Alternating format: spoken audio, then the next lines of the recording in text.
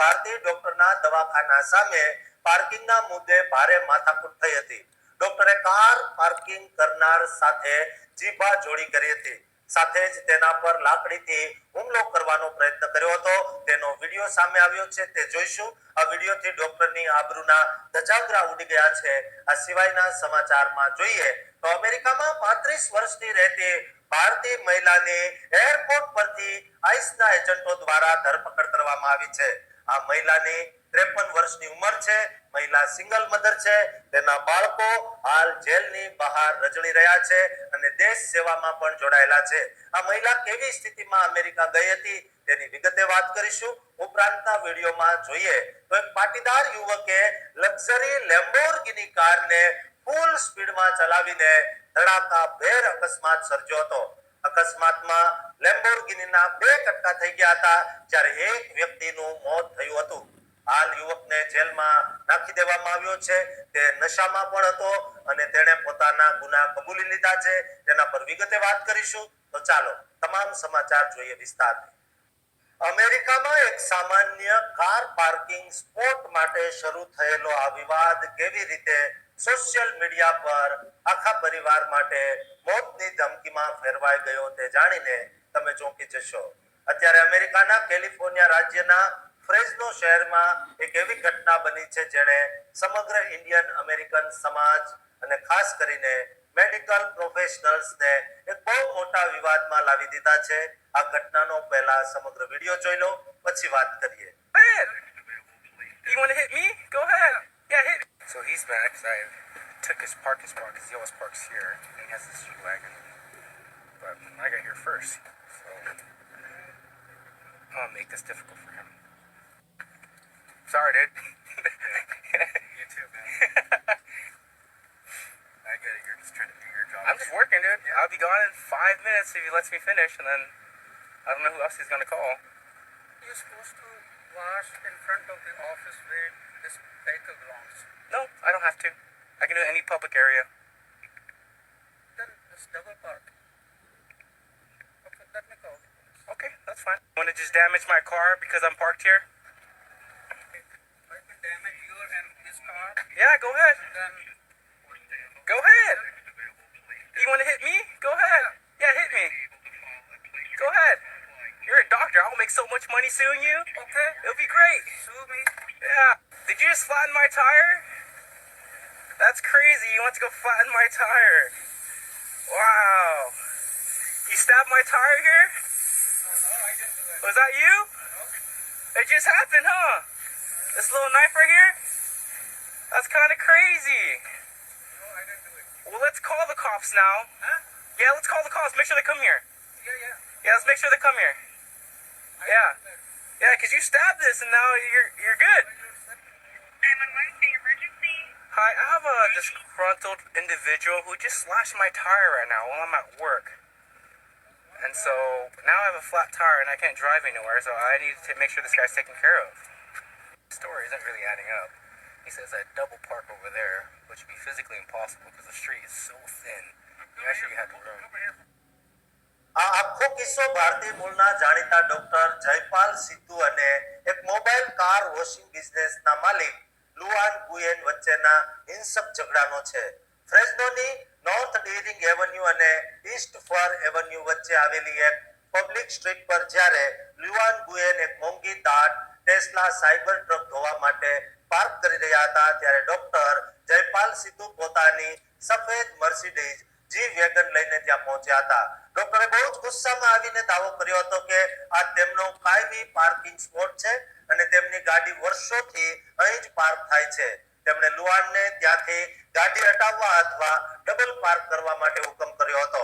પણ જ્યારે લુઆને બહુ જ શાંતિથી સમજાવ્યું કે આ એક પબ્લિક પાર્કિંગ છે અને કોઈ પણ અહીં ગાડી ઊભી રાખી શકે છે, ત્યારે ડોક્ટરનો પારો 7મા આસમાને પહોંચી ગયો હતો. ત્યાં હાજર સિક્યોરિટી ગાર્ડે પણ ડોક્ટરને સમજાવવાની કોશિશ કરી કે પબ્લિક સ્ટ્રીટ હોવાથી તેઓ લુઆનને હટાવી શકે તેમ નથી. વિવાદ એટલો વધ્યો કે ડોક્ટરે પોતાની ઓફિસમાંથી એક કેન સ્ટિક એટલે કે લાકડી લાવીને લુઆનને ધમકાવવાનું શરૂ કર્યું. વિડીયોમાં સ્પષ્ટ દેખાય છે કે ડોક્ટરે સફેદ કોટ પહેરેલો છે અને તેઓ લાકડી હવામાં આક્રમક રીતે ફેરવી રહ્યા છે. લુવાને જ્યારે પૂછ્યું કે શું તમે મને મારવા માંગો છો, ત્યારે ડોક્ટરે હા પાડતા કહ્યું કે હું તારા પર કેસ પણ કરી દઈશ. લુવાને આ આખી ઘટના પોતાના ગ્લાસીસ ફોનથી રેકોર્ડ કરી હતી, જેમાં અચાનક ટાયરમાંથી હવા નીકળવાનો હિસિંગ અવાજ સંભળાય છે અને લુવાનનો એવો ગંભીર આરોપ છે કે ડોક્ટરે તેમની લાકડીથી સાયબર ટ્રકનું ટાયર કાપી નાખ્યું હતું. જોકે ડોક્ટરે આ વાતનો ઇનકાર કર્યો હતો, પણ પોલીસના આવતા પહેલા તેઓ ટાયરના પૈસા આપવા માટે તૈયાર થઈ ગયા હતા. આ વિડિયો સોશિયલ મીડિયા પર વાયુ વેગે વાયરલ થતાની સાથે જ ડોક્ટર જયપાલ સિદ્ધુની આખી હોસ્પિટલને લોકોએ ઓનલાઈન નિશાને બનાવી હતી. હોસ્પિટલ પર હજારો નેગેટિવ રિવ્યુ અને અભદ્ર ટિપ્પણીઓનો મારો ચાલ્યો. એટલું જ નહીં, પણ સ્ટાફને જાનથી મારી નાખવાની ધમકીઓ અને હેરાનગતિના ફોન પણ મળવા લાગ્યા છે, જેના કારણે ડોક્ટરે પોતાની ઓફિસ અને હોસ્પિટલ અસ્થાયી રૂપે બંધ કરવી પડી છે. લુઆન ગુયેને વધુમાં જણાવ્યું હતું કે આ ડોક્ટર અવારનવાર ત્યાં પાર્કિંગ કોન્સ મૂકીને રસ્તો રોકી દેતા હતા અને લોકો પર ચીસો પાડીને રૂઆબ છાંટતા હતા. અત્યારે ફ્રેસ્નો પોલીસ આ મામલાને તોડફોડ એટલે કે વેન્ડલિઝમ તરીકે તપાસી રહી છે અને આ કેસ હવે ડિસ્ટ્રિક્ટ એટર્નીની ઓફિસમાં મોકલવામાં આવ્યો છે. લુઆન હવે કાયદેસરના ચાર્જીસ લગાવવા માંગે છે, પણ તેમણે સ્પષ્ટ કર્યું છે કે તેઓ ડોક્ટરના સ્ટાફને મળતી ધમકીઓનું સમર્થન નથી કરતા. આ ઘટના આપણને શીખવે છે કે ગમે તેટલો મોટો હોદ્દો હોય કે સંપત્તિ હોય, પણ રસ્તા પરનો અહંકાર તમારી વર્ષોની કમાયેલી આબરૂને પળવારમાં ધૂળમાં ભેળવી શકે છે. એક નાનકડો પાર્કિંગ સ્પોટ જ્યારે આટલા મોટા કાનૂની અને સામાજિક વિવાદનું કારણ બને, ત્યારે તે બતાવે છે કે સહિષ્ણુતા કેટલી જરૂરી છે.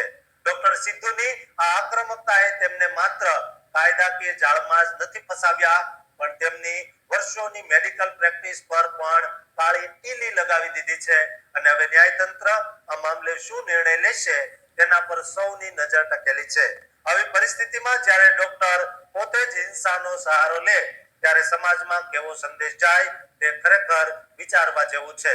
દોસ્તો, મારી દરેક ગુજરાતી અને ભારતીયને વિનંતી છે કે અમેરિકા જેવા દેશોમાં જ્યાં કાયદા કડક છે, ત્યાં કોઈ પણ આવું કાર્ય કરતા પહેલા 100 વાર વિચાર કરવો જોઈએ અને દરેક પાસે જેમની પાસે કાર છે તેમને આ વિડિયો શેર કરજો અને આ ચેનલને સબસ્ક્રાઇબ કરવાનું ચૂકતા નહીં. એ જ દેશ અચાનક તમને પરાયા માનીને હાથકડી પહેરાવી દે ત્યારે તે માપ પર શું વીતતી હશે.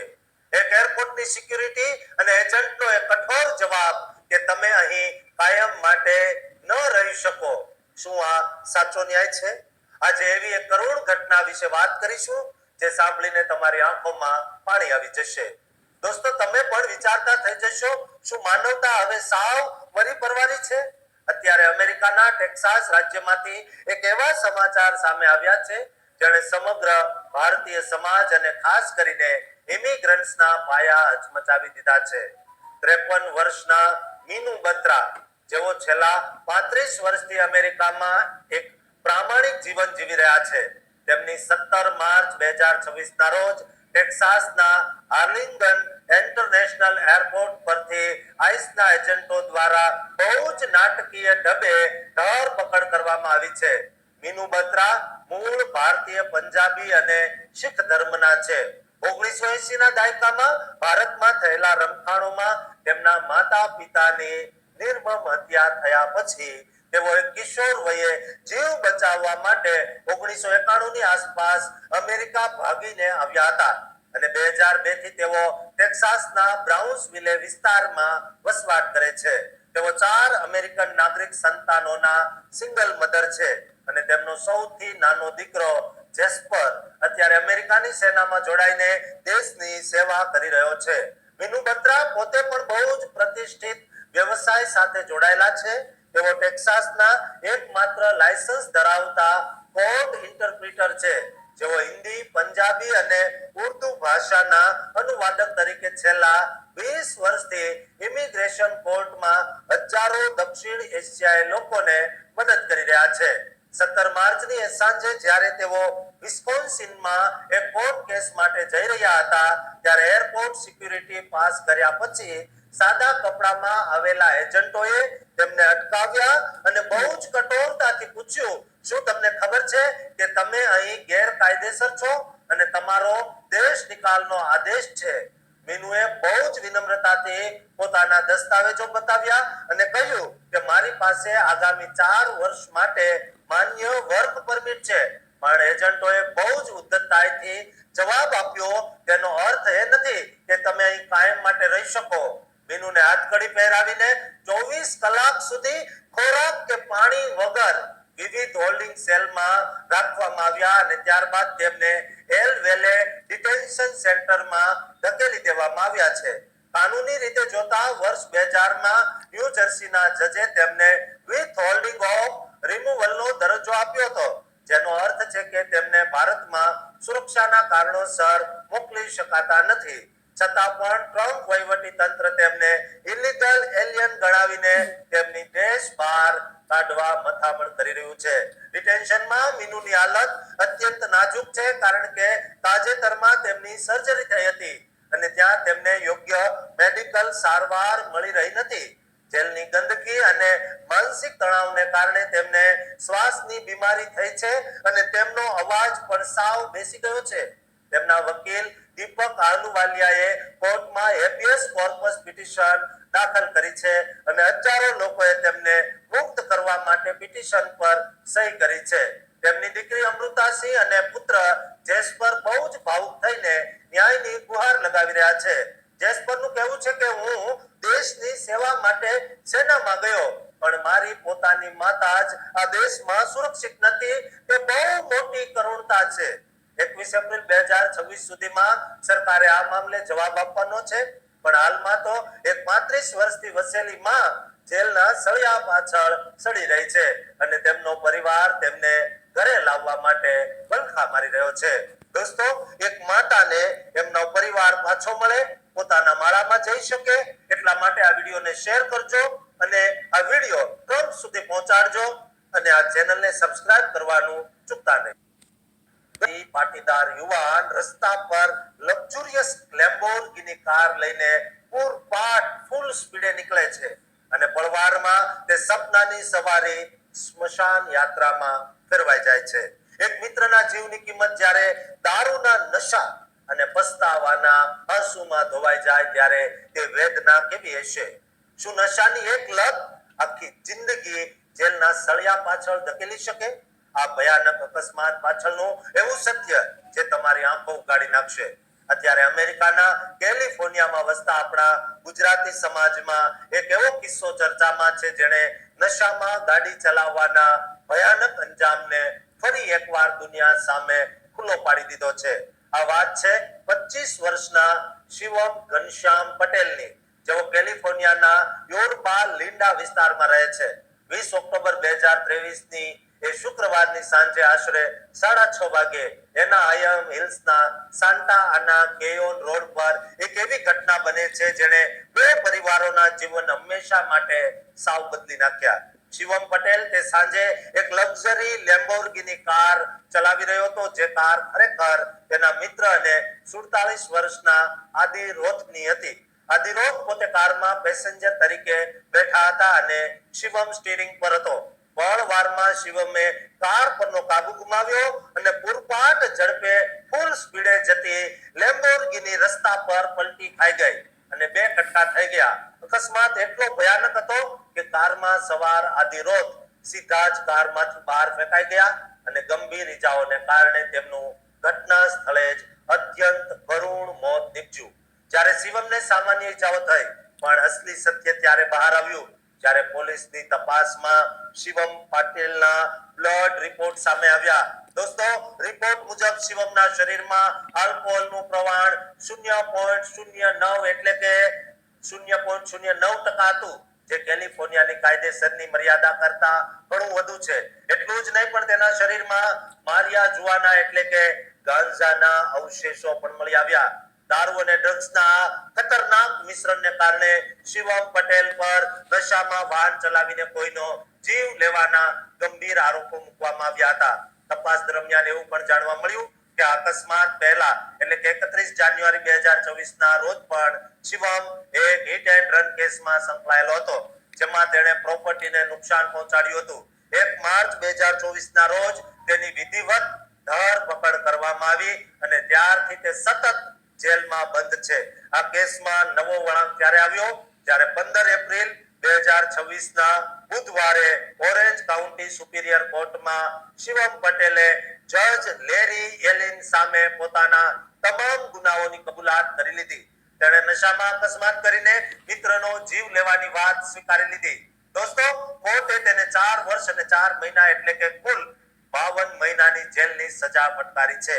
પણ અહીં એક મોટી કાનૂની જોગવાઈ સામે આવી છે કે શિવમ પહેલેથી જ લાંબા સમયથી જેલમાં હોવાથી તેને 1552 દિવસની ક્રેડિટ મળી છે, જેનો અર્થ એ છે કે તેણે જે સજા ભોગવવાની હતી તે સમય તેણે પહેલેથી જ જેલમાં વિતાવી દીધો છે.